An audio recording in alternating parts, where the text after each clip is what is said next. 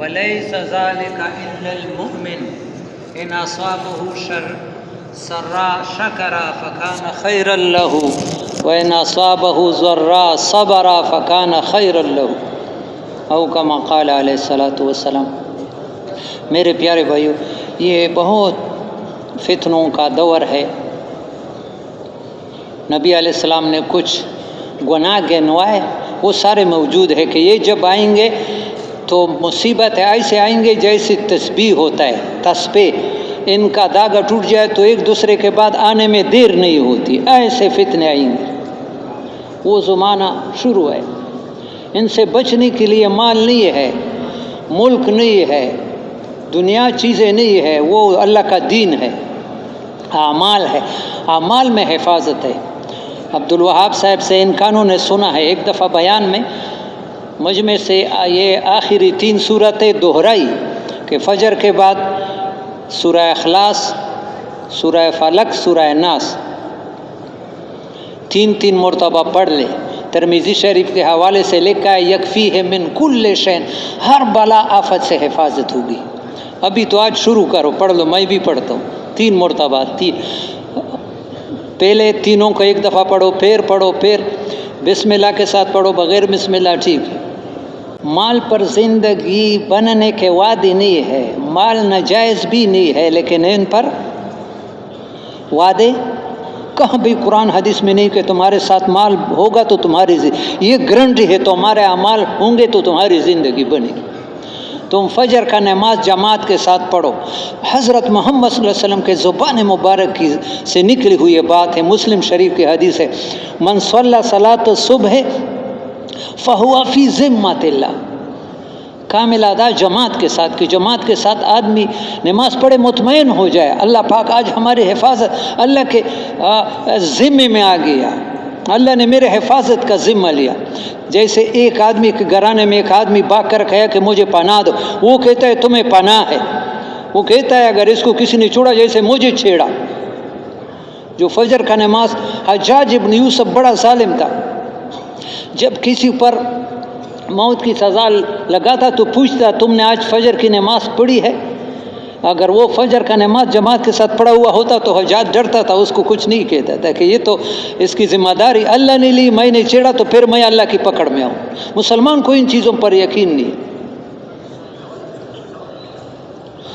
اور عبدالوہاب صاحب سے بھی سنا تھا اور خود بھی پھر کنز العمال میں دیکھا، جو فجر کے نماز کے بعد 10 مرتبہ سورہ اخلاص پڑھے گا، شیطان جتنا بھی زور لگائے گا اسے گناہ نہیں کرا سکتا۔ یہ بھی پڑھ لیے، میں خود بھی پڑھتا ہوں روزانہ۔ اور 10 مرتبہ اعوذ باللہ پڑھو گے تو 2 فرشتے اللہ پاک حفاظت کے لیے ساتھ لگاتے سارا دن۔ یہاں کوٹ میں بہت سے جوانوں نے مجھے کہا کہ ہمیں وسوسوں کی نماز میں وسوسے آتے ہیں، وضو میں اور اس طرح پریشان اور نفسانی خواہشات کرتے۔ یہ وظیفہ میں نے بتایا، یہ 3 چیزیں، 10 مرتبہ قل هو اللہ احد سورت، اور 10 مرتبہ اعوذ باللہ، اور 10 مرتبہ چوتھا کلمہ۔ یہ فضائل اعمال میں ہے، جو فرض صبح کے نماز کے بعد 10 مرتبہ اسی حیت میں لا الہ الا اللہ وحدہ لا شریک لہ، یہ دعا آخر تک پڑھ لے، سارا دن شیطان سے اور مکروہات سے محفوظ رہتا ہے۔ یہ حفاظت کے ہمارے سامان ہے۔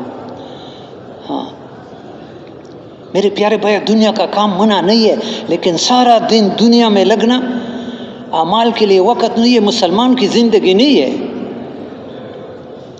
آدمی وقت تقسیم کرے، کچھ دنیا کو دے دے، کچھ آخرت کو زیادہ دے دے، لیکن کم از کم انصاف تو یہ ہے کہ آدھا تو تقسیم کرے، نہیں تو کم از کم جو بزرگ فراتے 10واں تو دے دے۔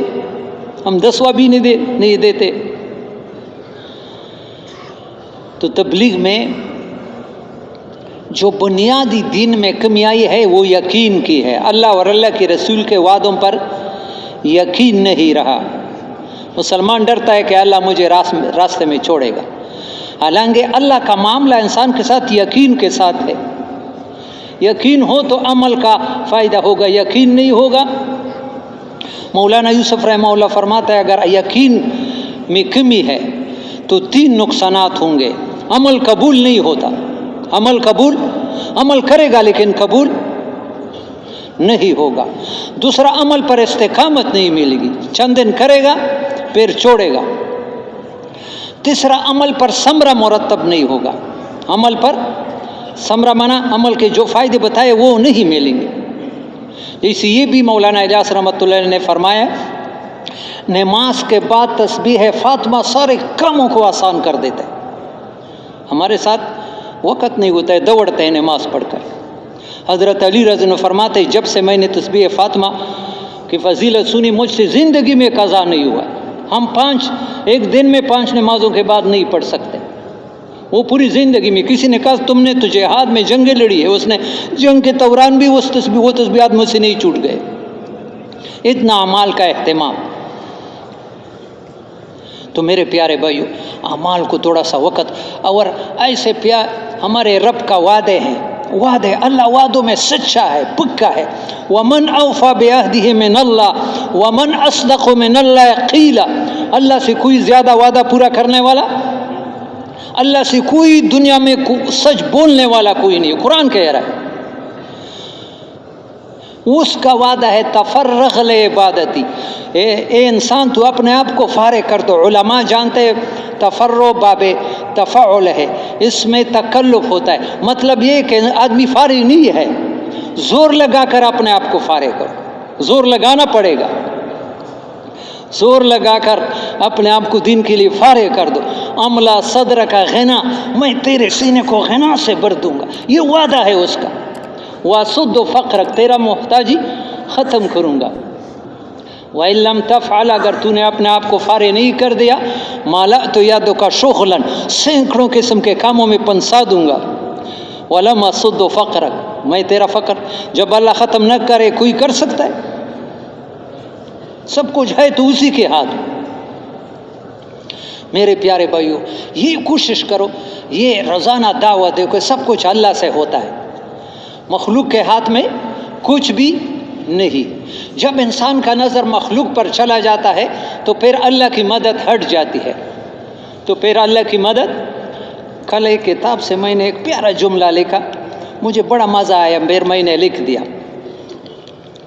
بہت بڑے عالم گزرے پچھلے زمانے میں، امام فخر الدین رازی رحمہ اللہ۔ ایک جگہ امام رازی فرماتے ہیں کہ انسان جب بھی اپنے معاملات میں،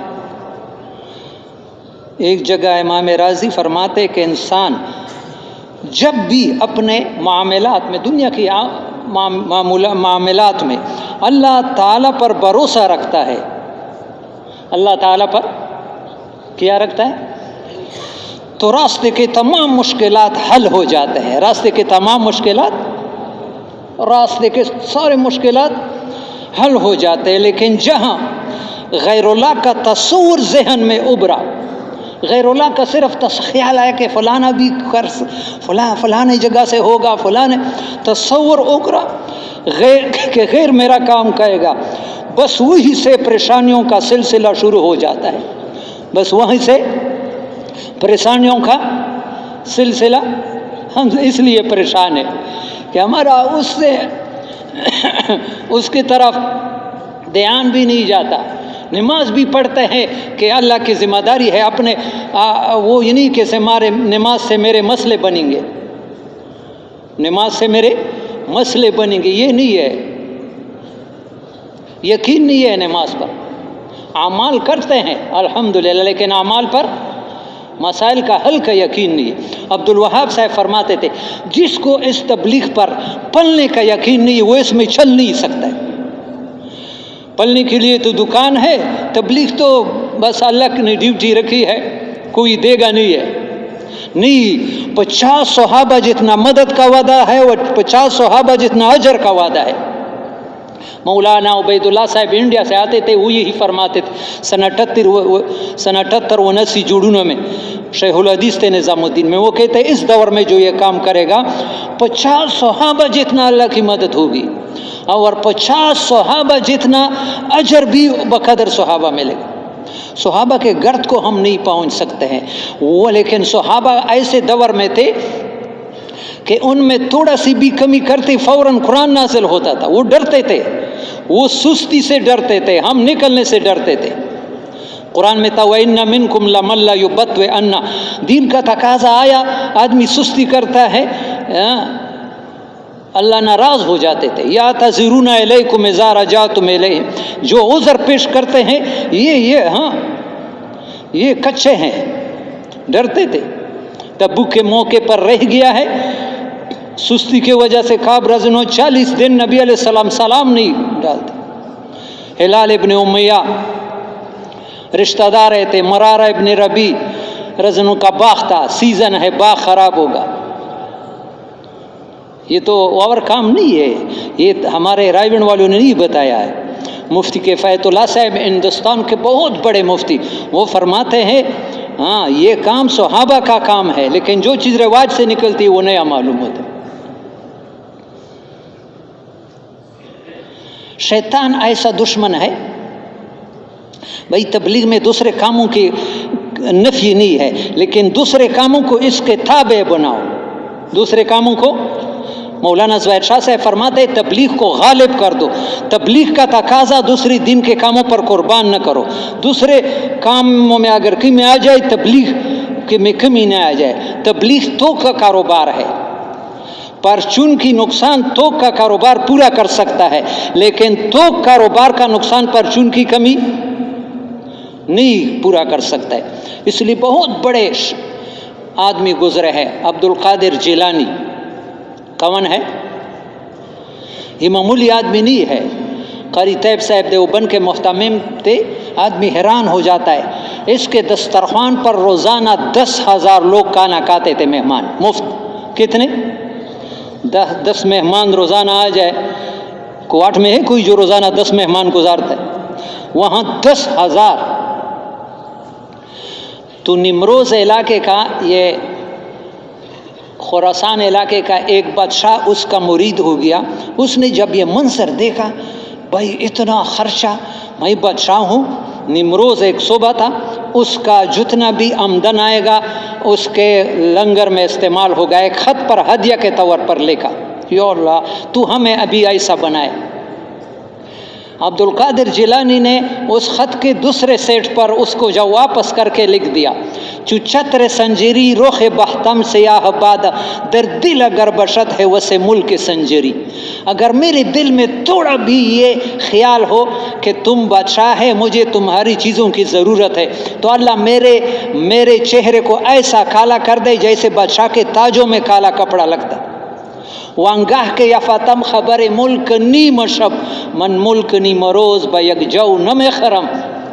مجھے آدھی رات اللہ کے خزانوں کے دروازے جو کھولے ہیں، اس کے مقابلے میں تمہارے آدھی دن کی، نمروز علاقے کا نام بھی تھا اور نمروز فارسی میں آدھے دن کو بھی کہتے ہیں. تمہارے آدھی دن کی حکومت مجھے ایک جو کے دانے اور پشے دانے مندیا خستل ہوتا تیار نہ، ایک جو کے دانے پر واپس کر دیا، قبول نہیں کر دیا. یہی عبد القادر جیلانی کی کتاب ہے فتح الربانی لامام شیخ عبد القادر جیلانی. جو اہل حق لوگ ہوتے ہیں، ہم نے اپنے استاذوں میں دیکھا، اہل حق لوگ ہوتے ہیں، وہ چاہے دوسری جگہ لگے نہیں، اس کام کو سب سے اونچا سمجھتے. عبد القادر جیلانی کی کتاب میں میں نے خود دیکھا ہے، الامر بالمعروف والنہی عن المنکر احب الی من 1000 عابد فی الصوام. اس 1000 لوگ ایک عبادت خانے میں لگے اللہ عبادت کرتے. عبد القادر جیلانی کا فتویٰ ہے، میرے نزدیک 1000 سے ایک جو لوگوں کو اللہ پاک کے طرح بلاتے اس کی قیمت زیادہ ہے. ہزاروں کے بعد مقابلے اس کام کا نسبت سارے نبیوں سے ہے. تو پھر لیکن مطلب یہ کہ اس کے ساتھ دوسری چیزیں نہ کرے. ہاں دوسری چیزیں اس کے تابع ہو، نیچے ہو. تبلیغ کے لیے جو بھی دین کا کام بھی وہ رکاوٹ بن جائے وہ فتنہ ہے، آدمی سمجھتا نہیں ہے. شیطان کے ساتھ دو قسم کے حجاب ہے. مولانا الیاس رحمت اللہ، ایک نورانی حجاب گناہ میں لگا کر اعمال سے روکتا ہے. دوسرا شیطان کا یہ ہوتا ہے کہ یہ آدمی دین پر چلنا تو چاہتے ہیں، لیکن ابھی کیسا ہو کہ زیادہ فائدے سے تھوڑے فائدے میں لے آؤ. شیطان بڑا دشمن ہے. تو پھر فرماتے جیسے ایک آدمی قرآن تلاوت کر رہا ہے اور جماعت کھڑی ہو گئی، ابھی صبح کی نماز نہیں پڑھی، تو اسے کہا بھائی جماعت ہے، جائیے آ جاؤ قرآن بند کرو. وہ کہتا ہے دیکھو قرآن سے روکتا ہے. یہ آدمی قرآن سے رکتا ہے؟ اس کو غلط بات کہتے ہیں جماعت کڑی ہو گئی، وہ کہتے ہیں قرآن سے بھی کوئی اونچی بات ہے۔ بھائی قرآن اپنے وقت میں، ابھی تو اسی قرآن کا تو مخالفت کر رہا ہے، قرآن کا حکم ہے ورکعوا مع الراکعین۔ سمجھ میں آ گئی؟ شیطان، ہاں، امیر معاویہ رضی اللہ تعالی عنہ تہجد کے بہت پابند تھے، کبھی بھی چوٹ نہیں ہوا۔ ایک رات تہجد رہ گیا، سارا دن روتے رہے، سارا دن روتے رہے۔ رات کو ایک آدمی آیا اور اٹھایا تہجد کے لیے، اس نے پکڑا، تو کون ہے؟ میں ابلیس ہوں۔ ابلیس تو تہجد کے لیے کیسے اٹھاتا ہے؟ وہ جو کل رات رہ گیا ہے رونے پر جو ملے گا وہ آپ کو تہجد، میں نے کہا تہجد پڑھے لیکن پھر اتنا روئے نہیں۔ شیطان پھر دوسرا وہ کرتا ہے۔ مولانا، میں میرے پیارے بھائی، ہم تو لکیر کے فقیر ہے، اپنے طرف سے بات نہیں ہے، لیکن مولانا الیاس رحمۃ اللہ علیہ نے جو باتیں کی ہے وہ اتنے بڑے بڑے علماء تھے، انہوں نے تائید کیا۔ اگر وہ شریعت کے آگے بات کرتا وہ کسی کا شخصیت کا لحاظ نہیں رکھتے۔ مولانا الیاس رحمۃ اللہ علیہ فرماتے ہیں حال کا سب سے بڑا فریضہ دعوت ہے، اس کا بدل بڑے سے بڑا عمل نہیں ہو سکتا۔ بڑے عمل میں آدھے لیکن دعوت میں کمی آ گئی، یہ کمی پورا نہیں کر سکتی۔ سارے نبیوں کا کام ہے۔ اور ہم یہ جذبے سے نہیں کہتے، حضرت محمد صلی اللہ علیہ وسلم کی 23 سالہ زندگی ہے، کتنا ہے؟ نبوت کی زندگی 23 سالہ ہے۔ یہ سب سے زیادہ جو لگی ہے اسی کام میں لگی ہے، بے طلب لوگوں میں دین کے طلب پیدا کرنا۔ بے طلب لوگوں میں، یہ پاکستان میں نے تو دیکھا نہیں، علماء نے دیکھا ہے، بہت مشہور ہے پیر ذوالفقار۔ امریکہ میں ہم گئے، وہاں بھی مرید زمبابی میں دونوں پھرتا ہے، اس نے کتاب لکھی، اس کی بیانات ہے خطبات فقیر، جلد نمبر 13 صفحہ 218 یا 217۔ اس میں لکھا ہے امام شعرانی کا قول کہ ہمارے پیارے نبی صلی اللہ علیہ وسلم ابو جہل کے دروازے پر 3000 مرتبہ گئے ہیں۔ سمرا اگر دنوں پر تقسیم کرے تو یہ روزانہ اگر ایک دفعہ گیا 9 سال لگتے ہیں۔ تو میرا مقصد یہ نبی کی سب سے زیادہ زندگی لوگوں کے پیچھے پھرنے میں لگی ہے، لوگوں کے پیچھے تبلیغ نقل و حرکت ہے۔ ہمارے 5 مرکزوں کے امیر تھے حاجی زرین شاہ، اللہ اس کی مغفرت فرما دے، انتقال کرے۔ وہ کہ پشتو میں کہتے تبلیغ دے شنڈو کار نہ دا دے پوندو کار دا، تبلیغ دے ماں پہ خبرہ پیش ہوئی کنا، تبلیغ ہونٹوں کا کام نہیں ہے، پاؤں کا کام ہے، نقل و حرکت ہے۔ ہاں، نقل و حرکت، پھرتے رہو پھرتے رہو، امت میں پھرو گے تو صفات جذبات بنیں گے۔ تو میرے پیارے بھائیوں، یہ تبلیغ کا مقصد بنیاد بھی یہ ہے کہ ہمارا یقین صحیح ہو جائے، اللہ کے یقین صحیح ہو جائے تو دنیا کی زندگی آسان ہے، بہت آسان ہے، بہت بہت، کہ آدمی کہ ہاں دل میں آ جائے کہ میری زندگی بنانے بگاڑنے والی ذات ایک اللہ کی ہے، اتنا آسان زندگی۔ معرف القرآن میں ہے وَمَا مِن دَابَّةٍ فِي الْأَرْضِ إِلَّا عَلَى اللَّهِ رِزْقُهَا، قرآن کی آیت ہے کہ اللہ نے رزق کی ذمہ داری اپنے ذمہ لی ہے۔ قبیلہ اشعریین، قبیلہ اشعر، یہ یمن سے ایک قافلہ آیا ہجرت کر کے کہاں آیا؟ مدینہ آیا۔ تو رات کو دیر سے پہنچے، وہ زمانے میں تو ہوٹل وغیرہ نہیں تھے، کھانا نہیں کھایا تھا۔ ایک آدمی کو بھیجا کہ نبی علیہ السلام کے پاس چلے جائے، کہ اگر اس کے پاس کھانے کا کوئی انتظام ہو، ہم تو بھوکے پیاسے پہنچ گیا، ابھی رات ہے۔ وہ آدمی جب گیا، نبی علیہ السلام گھر میں قرآن کی تلاوت کر رہے، وَمَا مِن دَابَّةٍ فِي الْأَرْضِ إِلَّا عَلَى اللَّهِ رِزْقُهَا وَيَعْلَمُ مُسْتَقَرَّهَا وَمُسْتَوْدَاهَا۔ ہر ذی روح کی، صرف انسان نہیں، ہر جاندار کی رزق کی ذمہ داری، اور اللہ کو درخواست دینے کی بھی ضرورت نہیں ہے کہ میں فلانی جگہ رہتا ہوں، میرا اصل گھر یہ ہے اور ابھی یہاں ہے، میرے اتنے بچے ہیں، وہ اللہ کو سب سے پہلے معلوم ہے۔ تمہارا عارضی ٹھکانہ، مستقل ٹھکانہ، ہر چیز کو اس کو علم ہے، لوح محفوظ میں لکھا۔ وہ آدمی نے جب دیکھا کہ یہ تو میں راستہ غلط ہو گیا، ہم تو نبی کے پاس آئے روٹی مانگتے، ذمہ داری تو قرآن میں بالکل یعنی اللہ یقین کے اعتبار سے کرتا ہے. نبی علیہ السلام کو بتایا بھی نہیں، واپس چلا گیا. قوم والے انتظار میں ہے. جب پہنچا تو کہا خوش ہو جاؤ تمہارا کھانا آ گیا. اتنا یقین، خوش ہو جاؤ، اللہ کی بات پر ہی یقین ہے. خوش ہو جاؤ تمہارا. انہوں نے سمجھا کہ نبی علیہ السلام سے کہا ہے. اس نے کہا تم جاؤ ہم بھیج رہے. تھوڑے دیر کے بعد دسترخوان بچھائے گئے. ایسا کھانا کھایا، ایسا زندگی میں ایسا کھایا نہیں. آپس میں مشورہ کیا کہ بھائی یہ تو زیادہ ہو گیا. نبی علیہ السلام کے پاس اور بھی مہمان آتے. اس جو آدمی آیا تھا وہ بھی 2 ساتھ بھیج دیے کہ واپس کر دے. نبی علیہ السلام کے پاس گئے، یا رسول اللہ ہم آپ کے شکریہ ادا کرنے کے لیے آپ نے جو کھانا آج بھیجا تھا ہم نے زندگی میں کھایا نہیں. نبی علیہ السلام نے کہا میں نے تو کھانا نہیں بھیجا تھا. پھر اس آدمی نے راز بتایا کہ یا رسول اللہ میں آیا تھا تم سے مانگنے، لیکن جب آپ سے یہ آیت سنی میں نے کہا یہ تو نبی کو کیوں تنگ کروں. یہ تو نبی علیہ السلام نے فرمایا جس نے ذمہ داری اٹھائی تھی اس نے بھیج دیا تھا. میں اپنا خیال کرتا، توجہ سے سنو، اگر یہ آدمی نبی علیہ السلام کو کہتا اللہ وہ تو شاید ہو سکتا ہے نبی علیہ السلام کے ساتھ اس وقت انتظام نہ ہو سکتا. نبی علیہ السلام کے ساتھ اس وقت کوئی انتظام نہ ہو سکتا. لیکن اللہ کے لیے کوئی انتظام مشکل ہے؟ اللہ تو مٹی سے بھی آٹا بناتا ہے. بنایا ہے تفسیر مظہری میں. غلط راستہ آج ہم غلط راستے سے رزق کماتے، اس لیے اللہ غلط آسان کرتا ہے. نمرود جو تھا وہ غلہ کنٹرول میں رکھا، جو اس کے لیے سجدہ کرتا تھا اس کو دیتا. ابراہیم علیہ السلام آئے دور سے اللہ کے لیے، اس کو کہ سجدہ نہیں کرے، نہیں ہے. ابراہیم علیہ السلام سجدہ تو نہیں کرتا. واپس جا رہا ہے، گدے پر بوری رکھی ہوئی ہے. خیال آیا کہ اتنے دور سے آئے ہوں، گھر والے پریشان ہوں گے، خالی مٹھی سے بھر دیا کہ گھر والے دیکھ کر خوش تو ہو جائیں گے بعد میں. سمجھ میں آ گیا؟ لکھا ہے تفسیر مظہری، مٹھی سے ریت سے بھر دی، ریت سے بوری بھر دی. گھر پہنچا، بیوی نے اس کو پہلا آرام کے لیے لٹایا، پھر اٹھی. دور سے دور گئے تھے، آپ آرام کر لو. بوری کھولی تو اس میں فین آٹا تھا، اتنا بہترین آٹا تھا. جب آرام کیا اٹھایا کہ روٹی تیار، اس نے کہا روٹی کیسے ہے؟ وہ جو تم نے آٹا لیا ہے.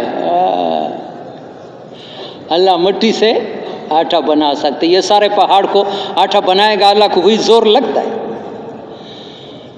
تو بناتا کیوں نہیں ہے کہ ہمیں تکلیف میں ڈال. یہ امتحان ہے، دنیا دیکھتا ہے. ہاں اللہ نے مولانا عمر پالن پوری رائے اجتماع میں بیان کرتے تھے کہ یہ جنت میں بغیر کاروبار کے اللہ کہلائے گا. جنت میں کوئی کاروبار کی ضرورت ہوگی؟ سنا ہے علماء، دکان زمیندارہ کتنا کھائے گا آدمی؟ ایک دسترخوان پر 40 من بھی کھا سکے گا، کھائے گا، اور پیشاب پخانہ نہیں ہوگا، آسانی سے ہضم، مزے کے لیے کھائے. وہاں تو اتنے کھانے، اتنے کھانے، وہاں بغیر کاروبار. بنی اسرائیل 6 لاکھ لوگوں کو 40 سال وادی تیہ میں بغیر کاروبار کے پالا یا نہیں؟ تیار آسمان سے اترتا. اور انسان کے علاوہ جتنی مخلوقات ہیں ان کا کوئی کاروبار ہے؟ یہ ہمارے گھروں میں گائیں رہتے ہیں، بھیڑ بکریاں رہتے ہیں جنگلوں میں، ان کا کوئی کاروبار ہے؟ یہ پرندے کوئی کاروبار ہے؟ اللہ کہلاتا ہے یا نہیں؟ سارے جانوروں کو اللہ بغیر کاروبار، جنت میں بغیر کاروبار کے. ہمیں کاروبار کا کیا حکم دیا ہے؟ یہ عجیب بات لکھی تفسیر مظہری میں کہ 3 قسم کے مخلوق ہے جو کل کے لیے جمع کرتا ہے. گائے چارہ کھائے تو پھر چھوڑتا ہے، بلی گوشت کھائے تو باقی رہ گیا وہ لے کے نہیں جاتا ہے کہاں، سمجھ میں کھایا بس چھوڑ دیا. کتا کھانا کھایا پھر باقی وہاں چھوڑے گا، زیادہ رہ گیا. لیکن 3 قسم مخلوق ہے جو جمع کرتے ہیں. تفسیر مظہری میں ہے، ایک چوہا، ایک چوینٹی، ایک انسان. ایک چوہا، ایک چوینٹی، چوینٹی اتنا کھاتا ہے لیکن دن راتوں لگا ہوا ہوتا ہے. آپ نے دیکھا ہے جہاں پتہ چلتا ہے اللہ نے اس کے قوت شمع دیا کہ یہاں غلہ ہے. یہ گندم کے کٹائی کے زمانے میں کھتار ہے، پاؤں سے کچل جاتا ہے لیکن پھر بھی روکتے نہیں. اور ایک چوہا ہے سوراخ میں داخل کرتا، اور ایک انسان ہے. نبی علیہ السلام کھجورے کھا رہے تھے باغ میں سے خود گری ہوئی تھے صاف کرتے. عبداللہ ابن عمر آ جاؤ. ان نے یا رسول اللہ میری طبیعت نہیں، یہ اس پر گرد پڑا ہے. نبی علیہ السلام نے فرمایا عبداللہ ابن عمر میں نے 3 دن سے کچھ نہیں کھایا. پھر کہا عبداللہ ابن عمر تمہارا کیا حال ہوگا کہ تم ایسے لوگوں کو زمانے کو پاؤ گے جو 1 سال کی روزی جمع کریں گے، 1 سال کی، اور اللہ کی رزقیت پر ان کا یقین نہ رہے گا. میرے پیارے بھائی یقین کرو، رکاوٹ جو تبلیغ کے لیے بنتا ہے وہ یہ فکر معاش ہے، میری بیوی ہے، میرے بچے. یقین کرو اگر ہم دین کا کام کریں گے اللہ بھوک سے نہیں مروائیں گے. ابراہیم علیہ السلام نے کہاں بیوی بچہ چھوڑا تھا، اللہ نے مروایا، بلکہ اس کے ذریعے سے اپنا گھر، اپنا مکہ جیسا شہر بنایا. ان کے برکت سے لاکھوں لوگ وہاں بھی کھاتے ہیں جہاں کچھ بھی نہیں تھا. ابھی مکے میں اتنا آدمی حیران ہو جاتا ہے، یا اللہ اتنے لوگ آتے ہیں لاکھوں، کسی کو کھانے کی وہاں کمی نہیں پڑی ہے، جو چیز مانگتا ہے وہاں ملتا ہے. ایک دن میں بازار میں گیا، ایک کم عرصے کی بات، غازی مرجان کے ساتھ وہ الخفائر مرکز کا 4 دمبے ہم ذبح کر رہے تھے مرکز میں، مکہ کے مرکز میں. ایک وقت مرکز تھا مہمانوں کی بھی. بازار میں گیا مکے کے بازار، بیری کا میوہ بھی تھا، دے بیرے والا میوہ ہوا پکے، اعلیٰ سے اعلیٰ، ادنا سے ادنا، ہر وقت ملتا ہے. وہ جو اللہ کے لیے چھوڑا تھا، اللہ نے واللہ لا تجد فقد شیء ترکت ابتغاء وجہ اللہ. عبد الرحمن ابن مہدی ہے ترمذی میں، وہ قسم کھاتے ہیں کہ جس چیز کو تم نے اللہ کے لیے چھوڑا اس میں کمی نہیں آئی. گھبرانا نہیں ہے، اللہ کے وعدے ہیں. تو میرے پیارے بھائیوں، تبلیغ کا مقصد ہمارا یقین ہو جائے، ہمارے اعمال صحیح ہو جائے. صحیح اعمال پر اللہ کرتا ہے. آج تو ہمارے اعمال پلاسٹک کی انگور ہے، مزہ نہیں ہے، وہ پلاسٹک کی شیر ہے، اسے کوئی ڈرتا نہیں ہے. نماز ایسا برا پڑھتے ہیں. ایک حدیث میں ہے کہ امت میں سب سے پہلے امانت نکلے گی، امت میں سب سے امانت داری ختم ہو جائے گی. بڑے بزرگ سمجھو گے لیکن آپ کو دھوکہ دے گا. آخر زمانہ ایسا ہے، اور آخر میں نماز رہ جائے گا. سب سے پہلے امانت نہیں، آخر میں. اور وہ نماز ایسا نماز کہ اس کو کچھ کام نہیں آئے گا، بس ٹٹول. میں تقریباً شب جمعے کے بیانوں میں یہ کہتا ہوں، کم از کم یہ بیان سے آج تو یہ جوان لے لے کہ جب رکوع میں جاؤ ایک تسبیح مقدار کھڑا ہونا دوسرے مذہبوں میں فرض ہے اور ہمارے مذہب میں واجب ہے. تھوڑا اتنا وقت فارغ کیا ہے. ایسے نماز کو نماز پڑھنے والے کو نبی علیہ السلام مشکات میں 3 مرتبہ نماز دہرایا ہے. یہ پریڈ تو نہیں ہے، سجدے میں کیا، یہ سجدہ نہیں ہے. سجدے سے آیا تھوڑا سا ایک تسبیح مقدار ٹھہر جاؤ، اور کم از کم نماز کا ترجمہ تو سیکھو. اہدنا الصراط المستقیم اتنی پیاری دعا ہے سورہ فاتحہ میں. ایاک نعبد و ایاک نستعین. میں نے پہلے بھی ترجمہ کیا. ایاک نعبد کا کیا معنی ہے؟